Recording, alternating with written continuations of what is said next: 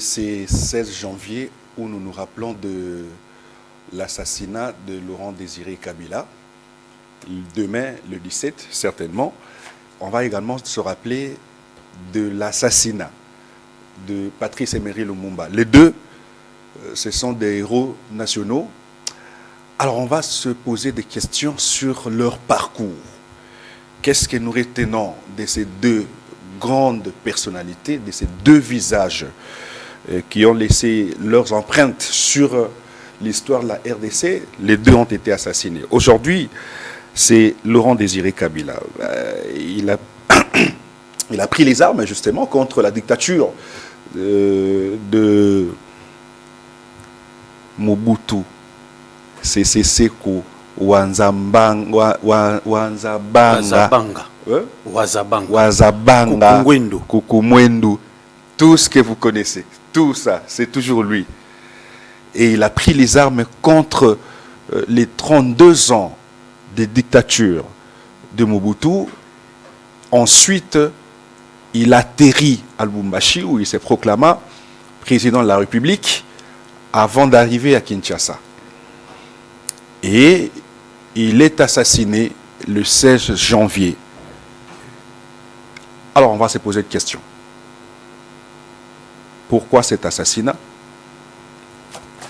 Qu'a-t-il fait réellement et qu'est-ce que nous retenons? Quel héritage a-t-il laissé pour la RDC? Il a certainement été assassiné. Enfin, il a été assassiné pour la cause noble, selon certains, même si il y en a qui pensent que ce n'est pas le cas. Mais est-ce que réellement c'est lui qui nous a amené les Rwandais comme disent les autres? Qu'est-ce qu'on retient de ce grand homme? Alors je reçois sur ce plateau Maître Gauthier Sopambo, il est cadre de l'ACP de Gentilini Bilambaka. Ensuite Francis Ochudi qui est un journaliste indépendant. Je ne vais pas dire proche d'eux, mais sinon je considère qu'il est indépendant. Maître Gauthier Sopambo, bonjour. Bonjour, très cher Désiré.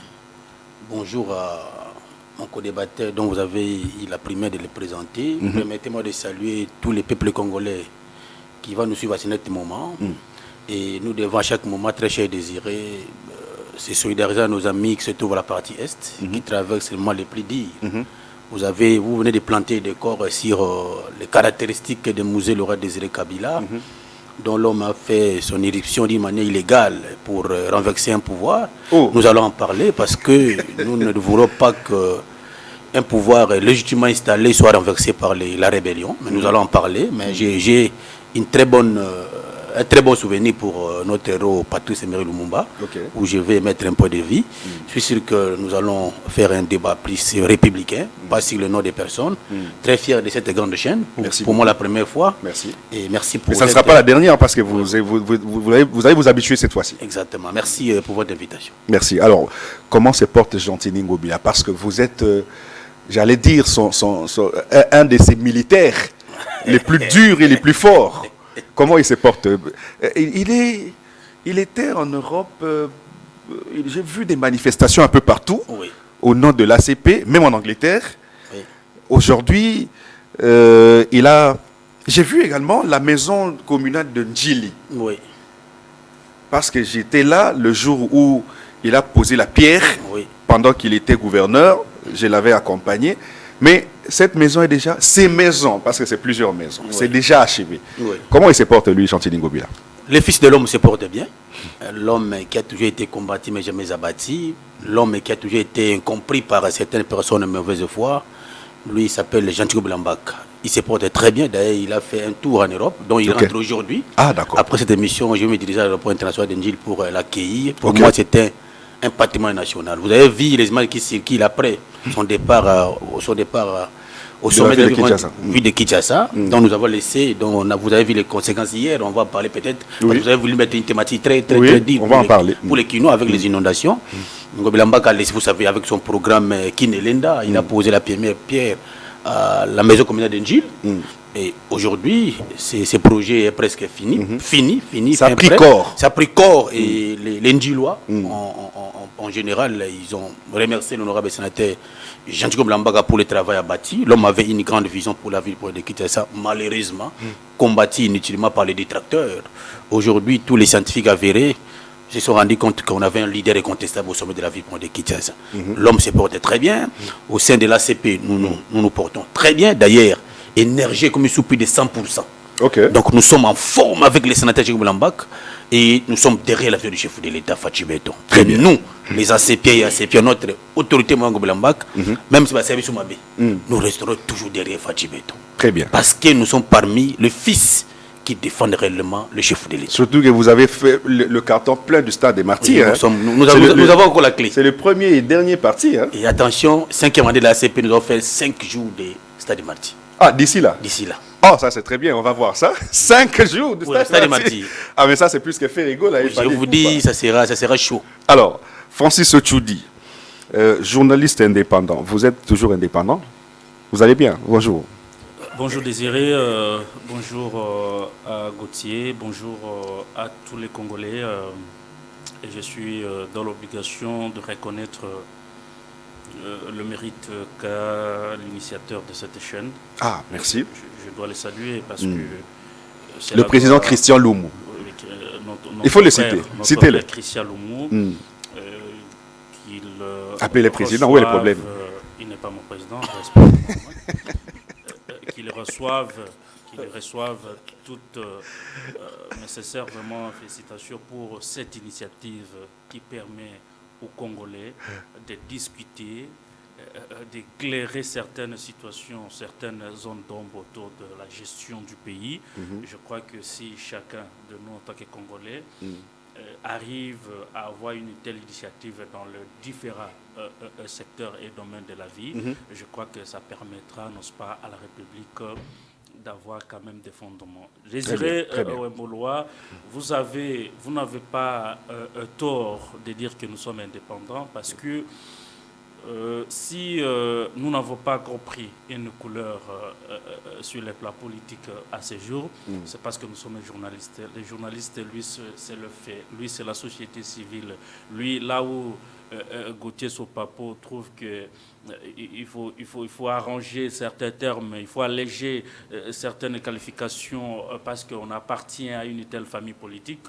Lui, en tant que journaliste, en tant que quelqu'un de la société civile, il y trouve le mot juste. C'est un monsieur qui n'a de compte à rendre à personne.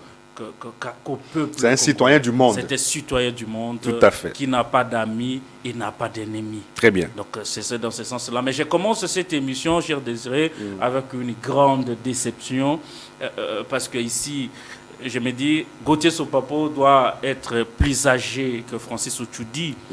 Mais j'ai l'impression comme si, même s'il n'a pas vécu les temps de Mobutu, pourquoi est-ce qu'il n'a pas pris soin d'interroger au moins l'histoire pour comprendre comment est-ce que Mobutu a dirigé ces grands Congos à l'époque encore Zaïre, comment est-ce que les gens ont souffert dans ces pays, comment est-ce que la dictature a élu domicile le pays de Lumumba. Mais aujourd'hui, on a quand même le risque, on a le luxe de prétendre qu'il y a quelqu'un qui a fait incursion de manière illégale parce qu'il devrait défaire la dictature de Mobutu. Ça, c'est une désolation. Mais il est avocat, il se tient à la loi. Il faut interroger l'histoire de n'importe quelle manière qu'on la trouve. C'est très important. Très bien. Alors, Maître Gauthier, comment vous trouvez l'arrivée de l'AFDL? Comment analysez-vous plutôt l'arrivée de l'AFDL avec Laurent Désiré Kabila qui prend la RDC à partir de Lubumbashi? Il va se proclamer président de la République avant d'arriver à Kinshasa. Et Mobutu lui laissera la place. Mobutu va partir. Et maintenant, après lui, c'est Joseph Kabila qui va prendre le pouvoir. On va maintenant se focaliser sur l'héritage qui définit Laurent Désiré Kabila. Qu'est-ce que nous retenons de ces grands visages? Est-ce que vous avez des bons souvenirs ou des mauvais souvenirs? Très cher Désiré, j'ai suivi avec une attention très soutenue l'intervention de mon estimé ami Otchoudi qui a voulu me contredire, malheureusement, vous l'avez rappelé. Sur le plan légal, on ne peut jamais accéder au pouvoir par les voies de la rébellion. Je reste légaliste, je persiste là-dessus. Deuxième élément, vous savez tout ce que nous sommes en train de subir aujourd'hui. Il y a un accord qui a été signé par un monsieur qui s'appelle Laurent Désiré Kabila, qu'on appelle l'accord de l'Émirat. Oui. Lorsque je vais accéder au pouvoir, je vais laisser une portion des terres congolaises entre les mains de X et Y. La suite aujourd'hui, logique, en tant que scientifique, nous avons hérité une agression qui a commencé par l'arrivée de quelqu'un. L'entrée de rebelles pour que vous puissiez prendre le pouvoir. Je ne dis pas que Mobutu était un modèle pour moi, mais quand même, Mobutu avait des signaux d'un leader qui gérait la République, tant soit paix. Mais si on veut soutenir quelqu'un qui avait entré par les voies de la rébellion, la petite porte, nous n'allons pas accepter, nous. Vous êtes Lumumbiste, je note que vous êtes au Tchoudi.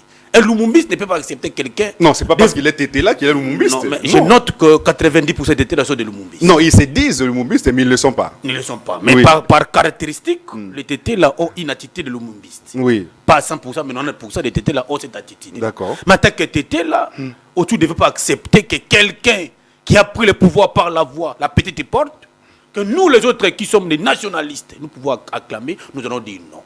Et Kabila, Mouzé Laurent Désiré Kabila, c'est que j'ai aimé peut-être, prenez-vous en charge, un terme qui est resté, que nous, aujourd'hui, nous sommes en train de se réapproprier, que nous devons nous prendre en charge. Mais la façon dont Mouzé est entré au pouvoir, moi en tant que légaliste, je ne suis pas d'accord. Troisième élément, je vous ai dit qu'il y a un accord qui a été signé pour accéder au pouvoir. C'est ça que nous sommes en train de voir avec les Nang aujourd'hui. Pour que Nanga touche les armes, il doit signer des accords de gauche à droite.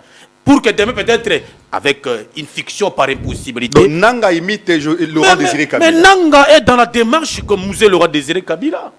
Il veut, parce que par fiction, il croit que nous sommes dans la même époque. Je rappelle qu'aujourd'hui, dans ces pays, il est difficile d'accéder par la voie de la rébellion. On accède au pouvoir à travers les élections. Nous avons 26 provinces, 145 territoires, beaucoup de tribus. C'est-à-dire qu'aujourd'hui, nous sommes en train de traverser un moment où le peuple a atteint un certain nombre de maturités. Tout à fait. Pour le mettre à côté de la réalité, vous ne saurez pas. C'est difficile. C'est difficile. Donc voilà pourquoi, pour moi, Mouzé Laurent Désiré Kabila n'est pas modèle pour moi.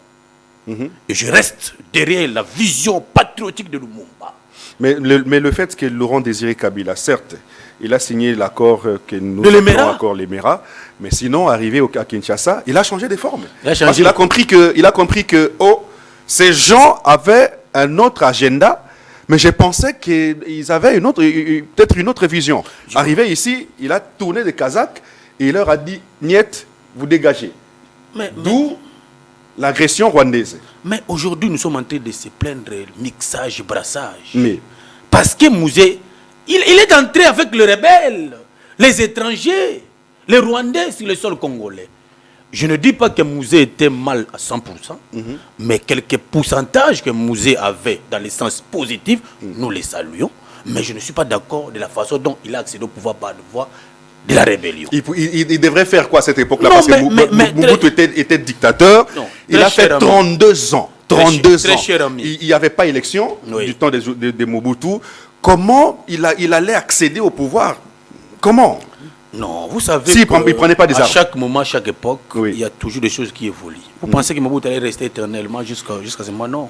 Donc, on allait attendre jusqu'à sa mort. Non, moi je n'ai pas d'attendre. Moi, pour moi, en tant que légaliste, il devait s'accrocher aux voies légalistes. Okay. Pour moi, je note que Mouzé Laurent Désiré Kabila, du fait qu'il nous a amené les rebelles sur les sols congolais, du fait qu'il a signé les accords pour accéder au pouvoir et donner une partie de notre sol entre les mains des rebelles, aujourd'hui, conséquence logique, nous subissons les mixages et brassages.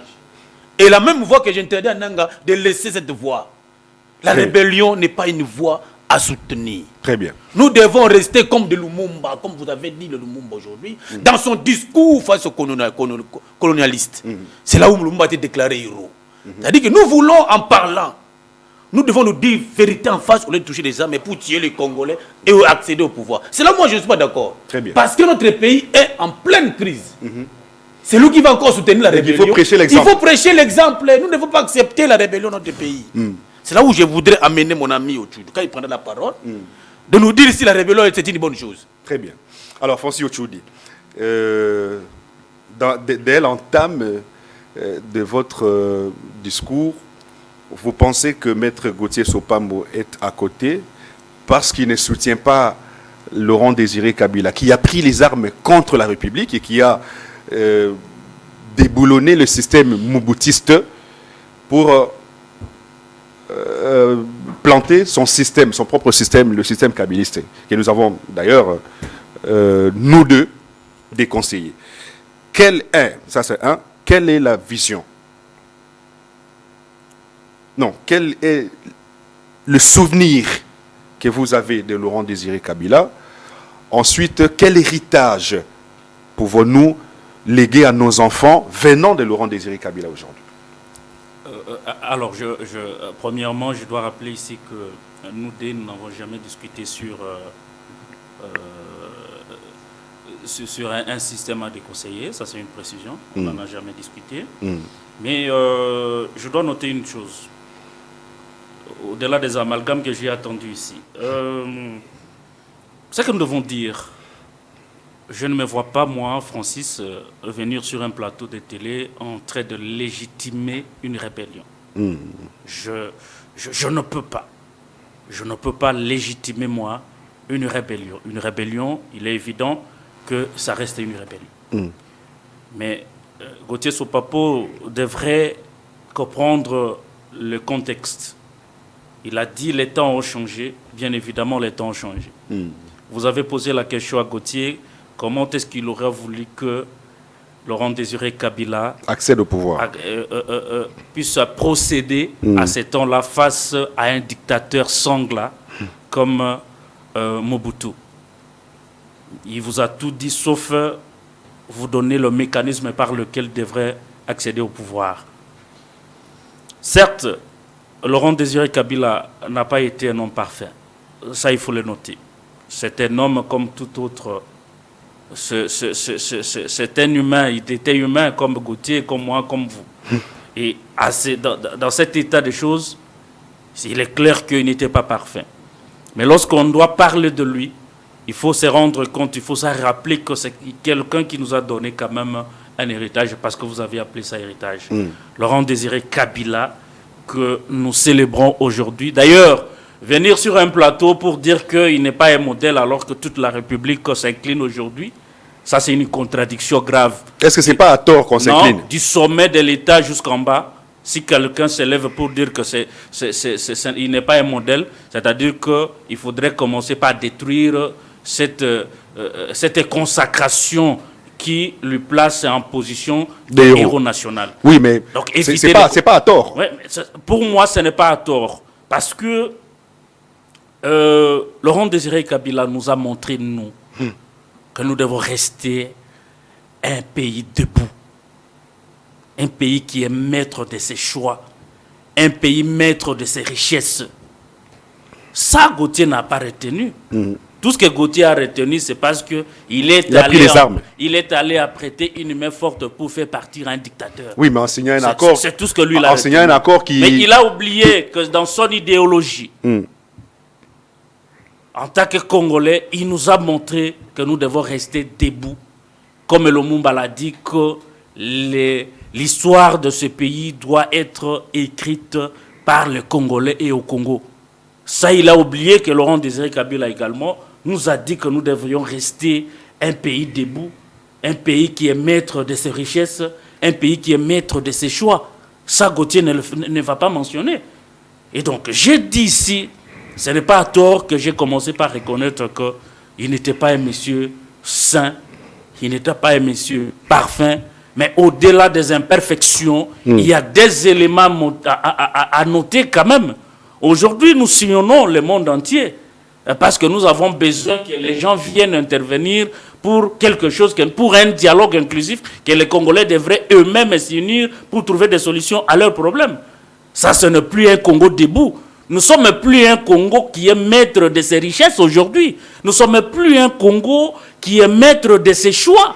Nous sommes plutôt un Congo assis aujourd'hui, un Congo agenouillé. Et ça, Gauthier ne le dira pas. Oui, mais on est à genoux parce qu'il y a quelqu'un qui a amené les Rwandais dans notre pays. Non. Faut pas faire l'amalgame des choses. Suivez cette réflexion, ça pourra aider les enfants les gens qui nous suivent à la maison, cette réflexion va leur permettre de comprendre que le Congo d'aujourd'hui, ce n'est pas le Congo tant voulu par Laurent Désiré Kabila. Le contraire, c'est que lui prenait un Congo debout, maître, mais aujourd'hui nous sommes un Congo qui sillonne les salons du monde entier pour quémander l'intervention des gens, alors que le temps qu'on a pris, c'est de se construire un Congo fort. Très bien. Ça, on ne le dira pas. Très bien. Alors, je crois qu'on clôt cet épisode, mais je voudrais qu'on parle un peu du dialogue. Le dialogue tant recherché par l'opposition. Joseph Kabila avait croisé João Lourenço, président d'Angola, pour un échange. Ensuite, il a mandaté une délégation constituée de son équipe.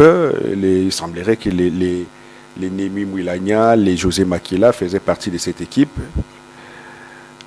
Et le même président angolais est venu rencontrer le chef de l'État Félix Antoine Tshisekedi Tshilombo, qui a dit expressément qu'il s'inscrit sur la voie de João Lourenço, c'est-à-dire qu'il accepte le dialogue, mais à condition que le dialogue se fasse à Kinshasa.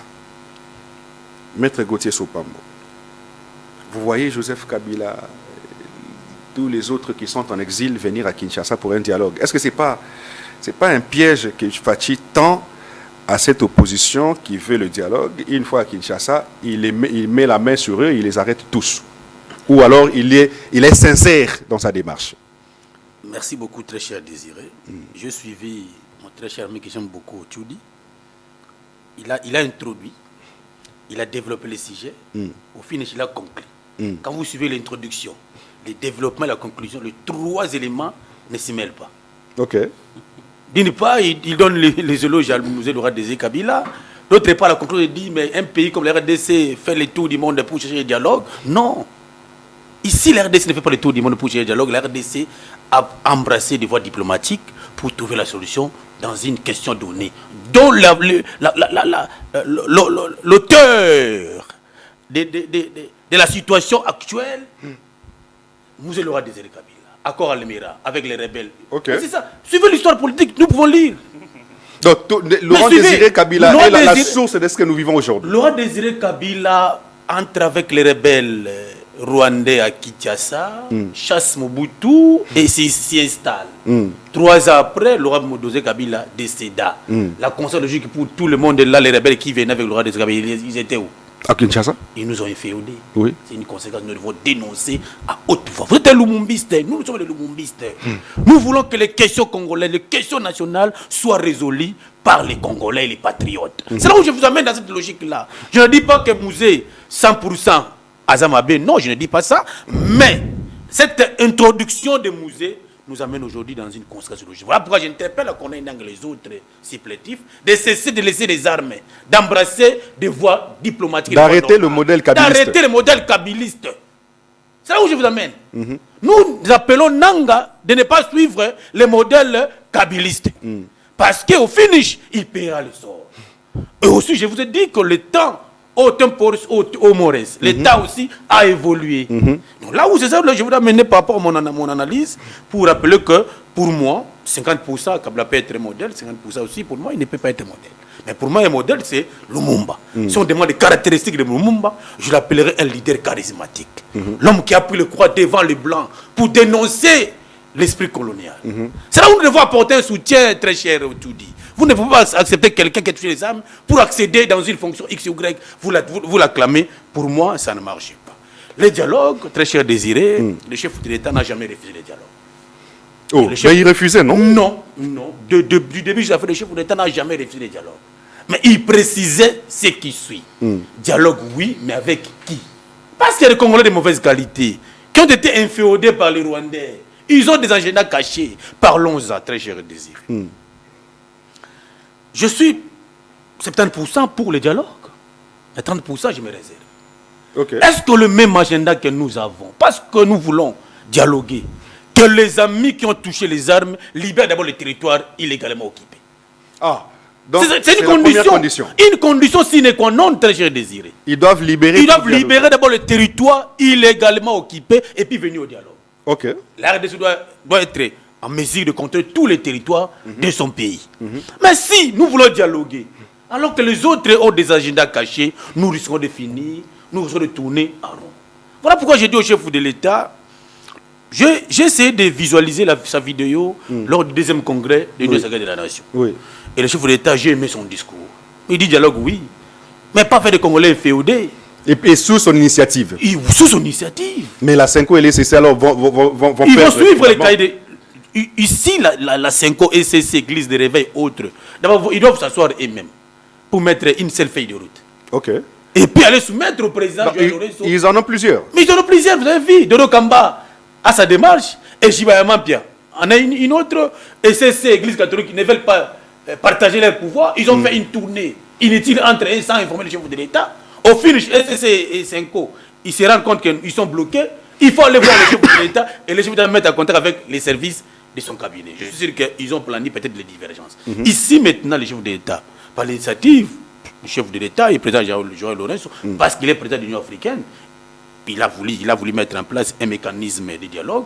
Les gens doivent se parler, oui, mais ceux qui ont touché les armes doivent accepter volontairement d'abord de laisser les armes, de laisser les territoires, dire à l'air militaire, de rentrer. Les questions congolaises doivent être traitées par les Congolais. Nous n'allons pas accepter très désiré, nous sommes au XXIe siècle. Que notre pays aujourd'hui dans l'histoire politique nous enseigne qu'il y a plus de 32 ans. Un seul pays nous dérange. J'ai suivi, pour que je cite, le président Kagame. En Russie. En Russie. Est-ce que vous avez suivi? Est-ce que la vidéo existe pour que les Congolais comprennent? Oui, que le président Kagame a lobby que il a un problème de terre. Il a un problème de terre. Kagame avait un problème à Mabélé. Donc, Nango Zanayo, simple monsieur, inutilement. Et là, le combat de Nanga perd son sens. Perd son sens. Parce qu'il dit, Kagame dit en Russie que Tshisekedi a trouvé ce qu'il vit aujourd'hui. Goma et Bukavu faisaient partie du Rwanda avant 1885. Ça veut dire que lors de la conférence de Berlin, que les murs ont été mal tracés. Mal tracés. Et pour Kagame, il faut maintenant revoir, les limites entre Rwanda et RDC. Nanga qui touche les armes pour se battre. Nanga soutient maintenant qu'une partie de la RDC aille au Rwanda. C'est la question fondamentale. Cette logique, je voudrais qu'Otsudi prenne cette position. Que M. Kagame a dit officiellement lors de la conférence souveraine à Berlin, 1985, que Ndama Mabele na Goma, Bukavu, a besoin aussi qu'on ait à Zouango. Or, Bisso, le Congolais, nous ne l'avons pas accepté parce que les limites ont été déjà légalement fixées. Très bien. Est-ce qu'il faut soutenir cette guerre-là? J'ai dit à M. Nanga et les autres de cesser cette guerre. La RDC a besoin de sa terre et nous allons en prendre. Tôt ou tard, nous allons en prendre. Très bien. Mais Francis Ochoudi, vous ne trouvez pas... Bon, je ne sais pas si vous êtes pour le dialogue ou contre le dialogue. Vous êtes pour ou contre?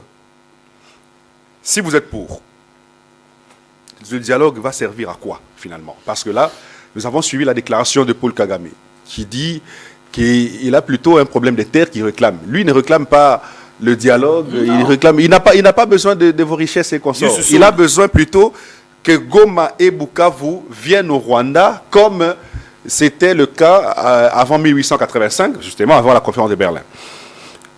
Vous avez suivi également la réponse du roi de Belge. Il dit que plutôt avant 1885, le royaume Congo existait. Mais le Rwanda n'existait pas. Donc le Rwanda, selon le roi de Belge, le Rwanda était une province faisant partie de la RDC. Aujourd'hui, le combat de Nanga et les Kabila ont un soubassement. Faudra-t-il dialoguer ou carrément les Congolais, les vrais Congolais devraient déjà abandonner et puis revenir au pays?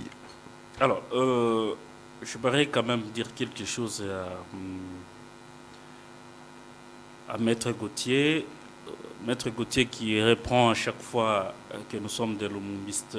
Je voudrais lui dire que le lumumbisme ne se déclare pas, mais ça se vit. C'est un état d'esprit. Vous pouvez être de la même province que Lumumba pour ne pas vivre le lumumbisme. Cet amour de la patrie, cette franchise. Vous voyez un peu? Et donc, ici, j'aimerais qu'on retienne une fois pour toutes que le combat que Lumumba a mené, ce n'est pas ce que, en tout cas, ce n'est pas ce que nous sommes en train de voir aujourd'hui par ceux qui chantent qu'ils sont des lumumbistes, mais en réalité, Ils ne le sont pas. Ils ne le sont pas. Nous savons tous les valeurs prônées par Lumumba. Et si vous observez aujourd'hui dans la société congolaise, comment est-ce que les gens vivent, comment est-ce que les politiciens aujourd'hui se démarquent par leur agir, c'est contraire à l'idéologie lumumbiste. Tout sauf l'idéologie de Lumumba. Vous avez posé une question sur le dialogue et la position qui a été prise par M. Kagame.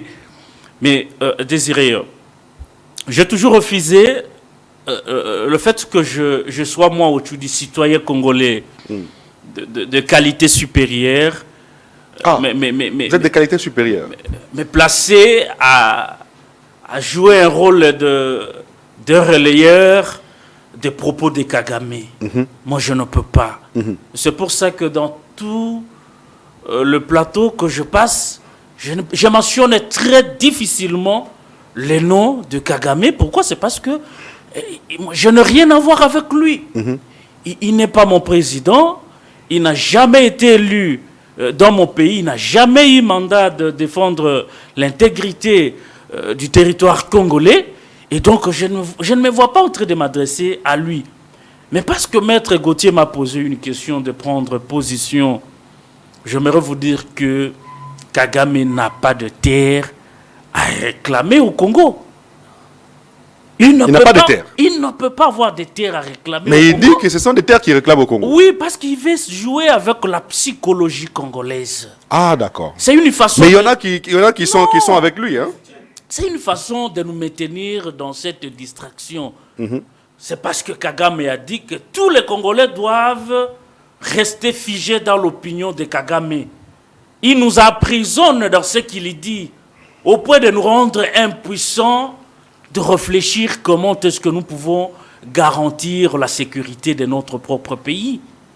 À tout moment, nous sommes là en train d'attendre que Kagame puisse dire quelque chose et nous sommes tous là en train de condamner. Nous sommes tous là en train de nous concentrer seulement sur ce que Kagame a dit. Oui, mais ça nous prend du temps. Mais qu'est-ce que vous voulez, vous? C'est que moi je veux. Oui.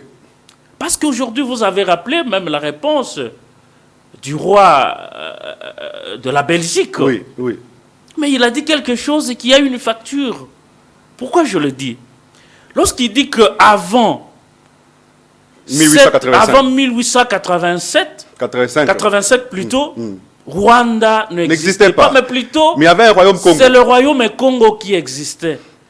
Mais quelque chose qui n'existe pas, qui vient avoir corps après notre existence, mais qui devient une épine dorsale sur notre pied. Mais c'est tout simplement, peut-être, moi je me dis, parce qu'on n'a pas un leadership capable de faire face à cette petite maladie de la peste. D'accord. Tout justement. Parce que si nous, pourquoi est-ce que nous, en tant que Congolais, nous ne prenions pas des initiatives du genre annexer le Rwanda aujourd'hui? Et c'est seulement le Rwanda qui prend les initiatives d'annexer les 2 provinces de la République démocratique du Congo. Pourquoi? Très bien. Pourquoi on n'arrive pas à réfléchir de cette façon-là? Aujourd'hui, on se dit, voilà, nous avons un chef de l'État, nous avons des Congolais qui dirigent le pays, et ils prennent la décision de chercher quand même à annexer le Rwanda. Et que les... Non, écoutez, c'est logique. Non, on ne veut pas agresser. Hein? Non, que les autres forces-là, les États-Unis, l'Union européenne, que d'autres forces-là viennent dire, non, mais écoutez, le Congo aujourd'hui vient annexer le Rwanda, et ça peut faire aussi quelque chose. Mais on va marcher contre le droit international. Non, mais quand le Rwanda marche, qu'est-ce qu'on a fait? Ça fait plus de 30 ans. Nous sommes respectueux du droit international. Non, papa, lorsque vous êtes en face de quelqu'un, même moi, quelqu'un me disait Ochu dit, à un moment donné, il faut répondre à un impoli en fonction de son impolitesse pour qu'il ne se prenne pas pour un sage, pour un poli. Très bien. Vous voyez un peu? Donc ça va demander à un certain moment que le Congo se mette en position d'attaque au lieu de rester toujours en position de défense. Très bien. Vous voyez? Alors, donc cela caractérise ma position d'indépendant parce que moi je ne vois pas seulement les côtés tout-puissants, les côtés Moukwantombolo. Mais nous proposons aussi des positions qui peuvent nous mettre en force. Très bien. Chuter par là. J'ai déjà chuté. Donnez la parole à Maître Gauthier. Maître Gauthier. Je voudrais qu'on parle de quelques questions qui touchent l'actualité, mais que beaucoup ne s'intéressent pas. Parce que si vous avez suivi, je ne sais pas si vous avez suivi Maïs Tchibangu, qui a tenu un point de presse et qui a fait des révélations sur 2 ministres qui sont en fonction jusqu'aujourd'hui. Je parle ici de Guy Luando et puis José Mpanda. Les 2 seraient, selon Maïs Tchibangu, derrière cette histoire de Nanga. Si Nanga est à l'est aujourd'hui en train de tuer les Congolais, c'est parce que José Mpanda et Guy Luando l'ont poussé à ça. Et ils ont pris le nom du chef de l'État, l'ont affiché, alors que ce sont eux qui ont poussé Nanga à se rebeller contre la République. Mais curieusement, après toutes les dénonciations faites par Maïs Tchibangu, la justice c'était. On observe un silence absolu. Finalement, vous êtes avocat. C'est Maïs Tchibangu qui a menti et que la justice ne veut pas mettre sa main, ou alors c'est une justice de 2 poids 2 mesures que nous avons aujourd'hui. Merci, très cher Désiré. Vous savez que nous qui sommes avocats, lorsque il y a un fait à caractère infractionnel qui se dénonce, le ministère public, qui est le parquet général ou les parquets en général, les parquets, lorsque les faits ont été dénoncés par un individu X ou Y, les parquets ou les instances habilitées compétentes ont la capacité de saisir d'office pour s'imprégner de la dossier, en fait dégager la lumière. Nous avons suivi, comme vous avez dit, toutes les questions restent pendantes. Jusqu'aujourd'hui. Reste pendante. Parce que nous avons suivi un journaliste, votre collègue, Maïs Tchibangu, qui a relevé des faits gravissimes à mon avis. Après une enquête. Il semblerait, après une enquête, l'homme découvra que la question des carrés miniers qui se pose problème à la partie Est, maintenant qui a touché les armes, il semblerait que M. Le chef d'État n'y est pour rien. Le chef de l'État n'y est pour rien. Il semblerait Guy Luando et José Mpanda. 2 sont des ministres en fonction. Ces 2 personnalités publics de notre pays devaient faire l'objet soit d'interpellation, soit d'interdiction d'accès aux fonctions publiques. Parce que les faits sont graves.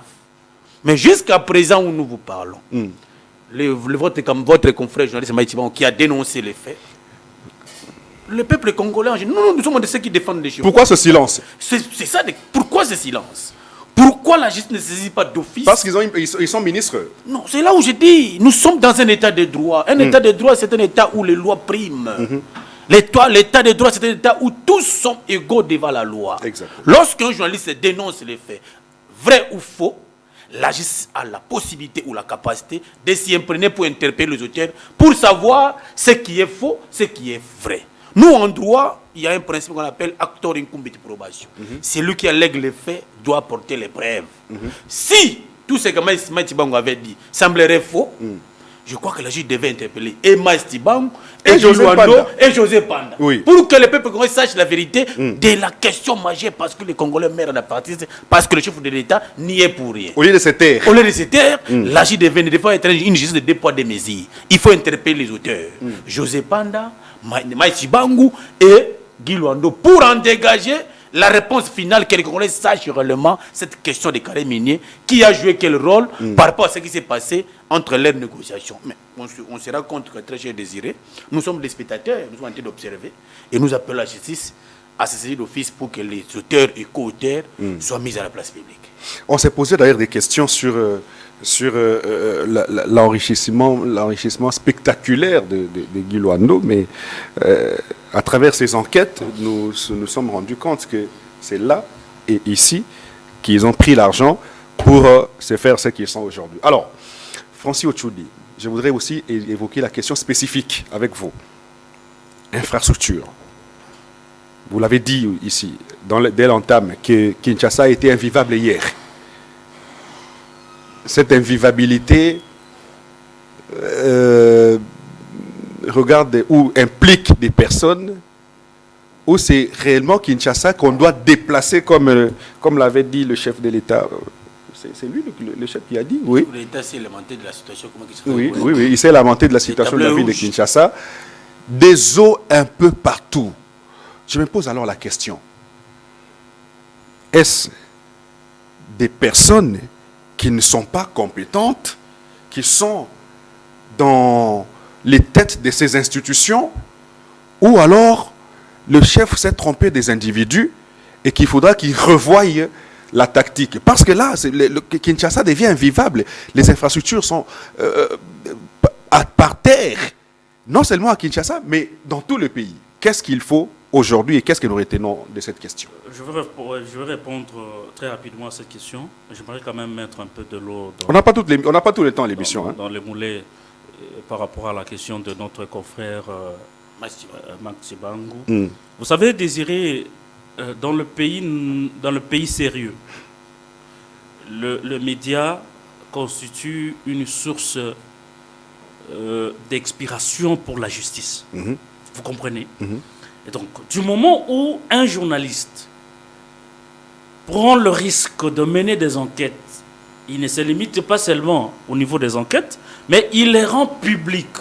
C'est-à-dire qu'il endosse la responsabilité de la crédibilité de l'information qu'il met à la place publique. Tout à fait. Alors ici, si le parquet trouve que les informations qui ont été rendues publiques par notre confrère sont fausses, mais pourquoi est-ce qu'on ne l'interpelle pas? Interpeller au moins le journaliste. Parce qu'ici, il s'agit, si c'est faux, alors c'est de la diffamation. Exactement. En droit pénal, la légalité veut dire que chaque infraction est définie par la loi. Mais si ce qui a été allégué par les confrères info, pourquoi on ne l'interpelle pas? Mais si on ne l'interpelle pas, c'est-à-dire qu'en partie ce qu'il a dit est vrai. Et là, il faut interpeller les personnes impliquées, citées dans cette affaire. Pourquoi est-ce que jusqu'à aujourd'hui, les 2 personnes ministres en fonction citées dans cette affaire n'ont jamais été interpellées? Vous allez attendre encore que le président de la République puisse dire encore que notre justice est une justice morte? 2 poids, 2 mesures. Vous avez tout le pouvoir entre vos mains.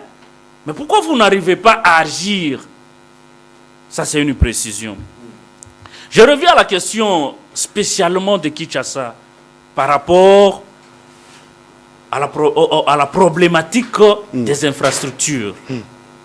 Cher Désiré, vous et moi, comme tous les Kinois et tous les Congolais, nous vivons la situation dramatique dans ces pays, et spécialement à Kinshasa. Vous avez vu hier ce qui s'est passé.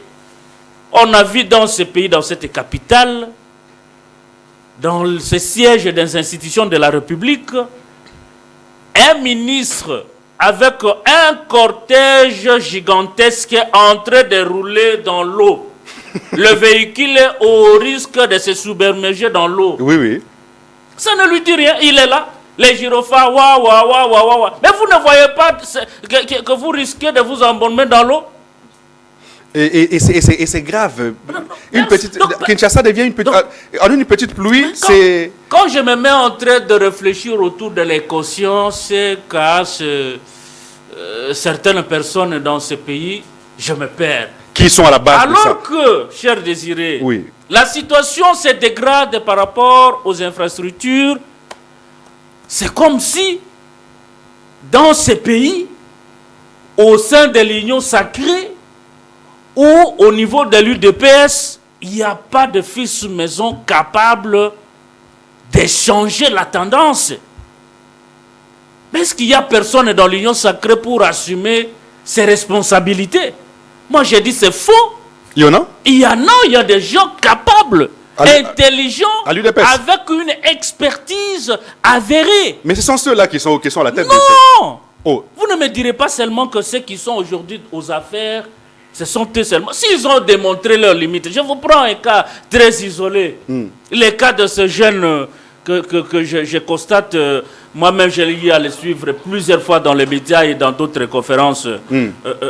Junior Katende par exemple. Junior Katende. Oui, je vous dis. Il est de Junior Katende. Il est de l'UDPS. Ah, d'accord. Pour vous dire qu'il n'y a pas seulement que ceux qui ont échoué. Il y a encore d'autres pions qui sont dans l'ombre, qui ont démontré leur capacité de faire quelque chose. Mais pourquoi ces gens-là n'arrivent pas à être nommés par le président Tshisekedi? Je vous ai cité un cas spécifique de Junior Katende. Il est qui? Mais j'ai lu son parcours. C'est un ingénieur en bâtiment. Okay. Et travaux publics. Ah oui. Il a une expertise dans ce domaine. Je prends seulement son cas pour ne pas parler des autres. Je vous rappelle ici qu'il y a à un moment donné, il a même écrit au président de la République. Il a adressé une lettre au président par rapport à la construction des infrastructures en République démocratique du Congo. Mais il faut aller voir ce qu'il a écrit, les propositions que Junior Katende a faites au président Tshisekedi. Alors je me demande est-ce que nous sommes dans un pays... On n'a pas tenu compte pourquoi? Mais est-ce que c'est arrivé même au président? Oh là là. Posez-vous la question, est-ce que ces propositions sont arrivées même au niveau du président de la République? Alors la question qui me taraude de l'esprit est celle de savoir est-ce que nous sommes dans un pays où on doit seulement primer les incompétents et les gens qui ont une expertise dans les secteurs bien donnés ne peuvent pas accéder à une fonction de responsabilité. On privilégie les familles, privilégie les copains, les relations. C'est lui, Junior Katende. Voilà, exactement. Oh, d'accord. C'est un cas isolé. Il y en a d'autres, mais je vous cite un cas isolé parce que j'ai eu à réaliser des interviews en tant que journaliste. Vous sentez qu'il dégage une certaine expertise dans le domaine, dans le secteur des infrastructures. Oui, je connais Junior. Je le reçois très souvent ici sur ce plateau. Il n'est pas un magicien, mais c'est quelqu'un qui peut changer des tendances par rapport à ce que nous vivons. J'ai été hier ici à Kinshasa. Je n'ai pas vu le ministre de Travaux publics sous la pluie. Je ne sais pas, est-ce qu'il est fatigué d'aller mettre la main là-bas? Est-ce qu'il devrait sortir sous la pluie? Non, mais il nous a habitués à ce genre de spectacle. Ah, il sort souvent? Mais vous l'avez vu, les photos circulent partout. Et donc, pour conclure aussi par rapport à cette question, nous appelons le président Tshisekedi. Il est à la 7e année de sa gestion. L'équipe qu'on n'échange pas, c'est celle qui gagne. Si une équipe ne gagne pas, il y a lieu d'échanger cette équipe-là. Si les joueurs sont essoufflés sur le terrain, mais prenez d'autres joueurs et remplacez-les. Peut-être ils pourront marquer quelque chose. Pourquoi est-ce que vous devez vous accrocher à des joueurs qui ont échoué, qui sont essoufflés sur le terrain?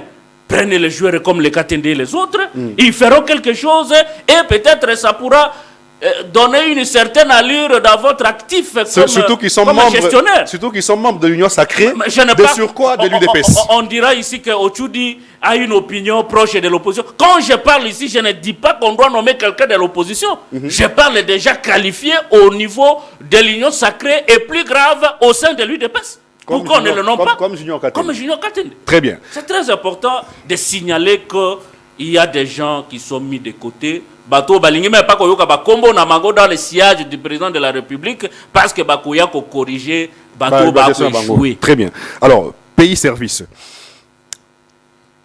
Pays service. J'ai suivi plusieurs journalistes, beaucoup de gens s'attaquaient à la position actuelle du ministre des Finances, Doudou Fwamba, sur cette histoire des pays services. Moi, je me suis posé la question, mais je n'ai pas trouvé de réponse. Déjà, Maître Gauthier Sopambo, C'est quoi déjà Pays Service? Merci au très cher Désiré. Je voudrais mettre un point de vue vite de ce que mon très cher ami Otu vient de le dire. Vous savez que il y a certaines villes qui disparaissent suite à la mégestion des gestionnaires, permettez-moi le terme. La ville de Kinshasa aujourd'hui, les tableaux sont rouges. Rouge. Le chef de l'État lui-même, lors de son discours sur l'état de la nation, il en a fait mention. Il nous a rappelé que rien ne marche dans la vie pour les Kinshasa. Nous avons cru que le chef d'État aurait demandé à M. Daniel Bumba de démissionner. Oui, mais ce n'était pas le cas. Pour mettre quelqu'un qui serait à la hauteur de résoudre les problèmes kinois. Mais ce n'est pas à lui de demander à Bumba de démissionner. C'est que j'ai vu hier, après la pluie, toutes les routes ont été inondées. Toutes. Nous risquerons un jour la pluie et toutes les maisons disparaissent. Waouh. Nous risquerons un jour, si vous visionnez les différentes vidéos, en son temps il y avait la pluie, sur le boulevard Triomphal, les lots stagnaient un peu. Aujourd'hui, l'eau commence encore à s'augmenter. C'est la rivière pratiquement. Et l'autre pluie qui viendra, ça va nous emporter toutes les maisons de la ville de Kinshasa. Oui. Nous n'aurons 2 yeux pour pleurer. L'air est appelé. Qu'est-ce qu'il faut? Il faut changer les acteurs de la ville de Kinshasa. La gestion n'est pas bonne. Il faut mettre quelqu'un qui sera à la hauteur. Vous savez qu'aujourd'hui, le DG du FONAC, celui qui est chargé de l'assainissement de la ville de Kinshasa, le socle même du développement de la ville, il a démissionné. Il a démissionné, il m'a démissionné. Oh. Parce qu'il y avait des enquêtes concomitantes qui ont été dégagées. La présidence ainsi que le ministre de l'Intérieur. Le peuple attend ces rapports pour qu'on dégage qui est le responsable de tout ce qu'on a mis comme fonds pour l'assainissement de la ville de Kinshasa. Lui, il a démissionné. Il a démissionné. Maintenant, c'est Bumba. Oh, mais Bumba lui-même qui gère. Moi, ça me fait mal comme Kinois.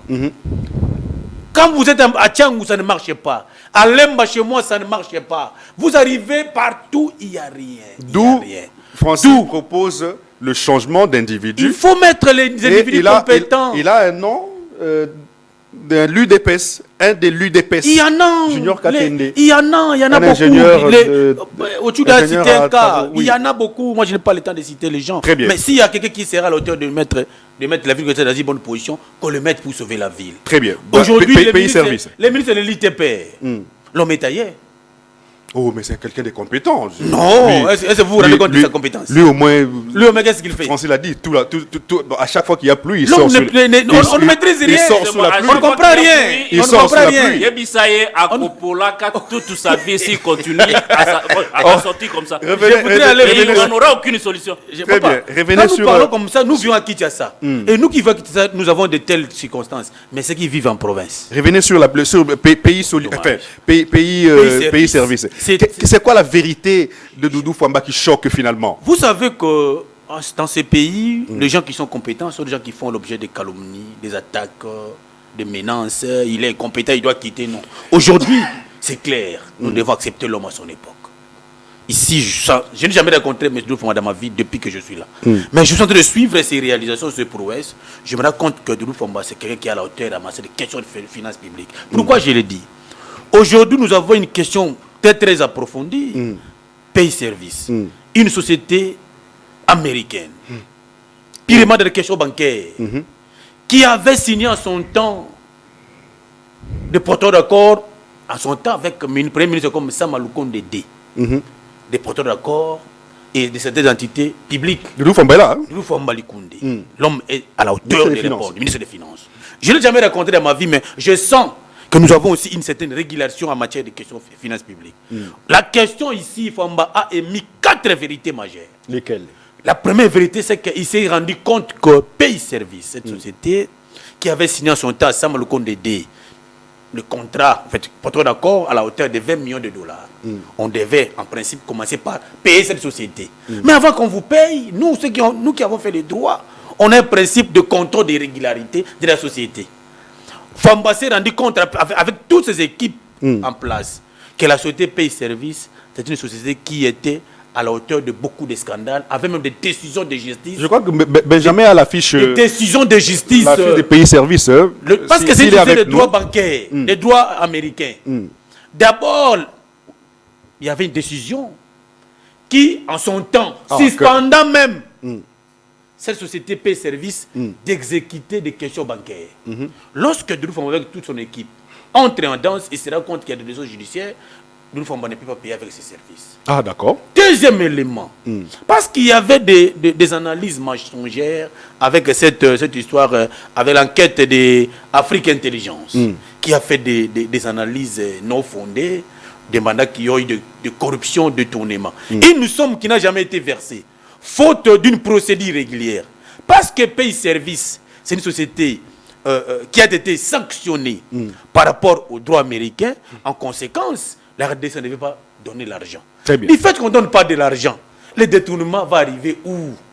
Et on reprocherait que les services de Doudou Fwamba auraient, d'autre part, demandé de 15% et autres. Ça, c'est une façon de vouloir salir les gens. Cette somme, on calomnie Doudou Fwamba. On calomnie Doudou Fwamba inutilement. Cette somme de 20 millions de dollars qu'on devait donner au Pays Service n'a jamais été décaissée parce que cette société Pays Service est une société qui est dans une impossibilité légale de donner, de recevoir les moyens parce que c'est une société qui est encore en suspension par rapport aux décisions de justice.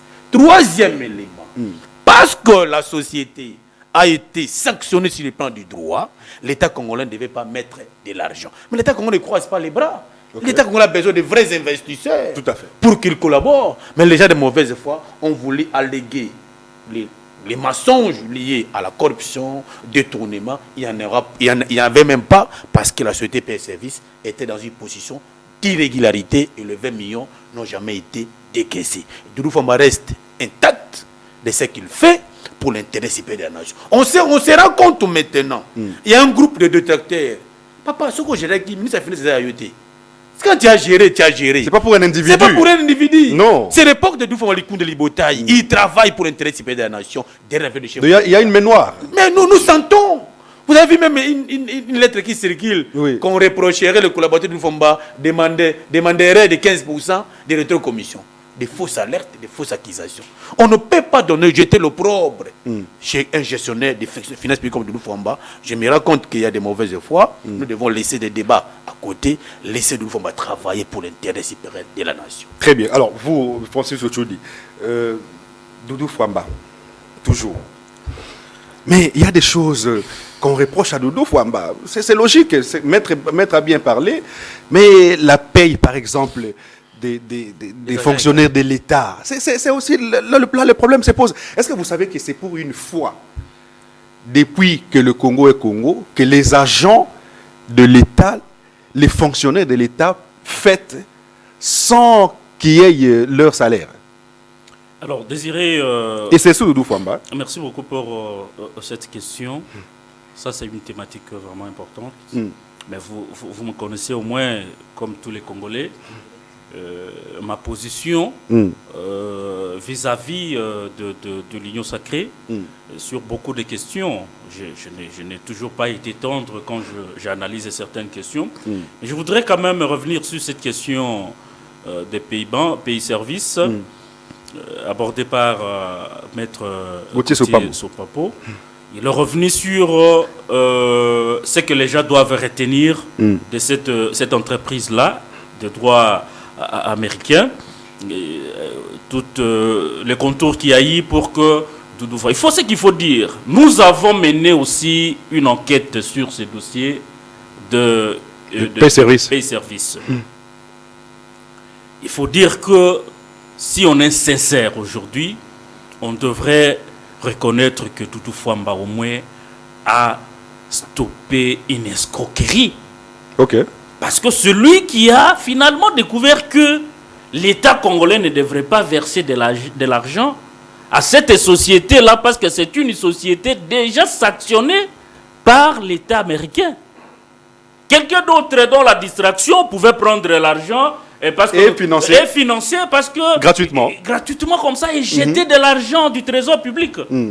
Mais ce que nous avons trouvé après notre enquête révèle que c'est Doudou Fwamba qui a stoppé cette escroquerie. Aujourd'hui, chers amis, il faut dire, sans crainte d'être contredit, que Doudou Fwamba, à ce jour, demeure une cible de choix pour le réseau mafieux. Oui, je vous dis ça. Nous avons vérifié beaucoup de choses.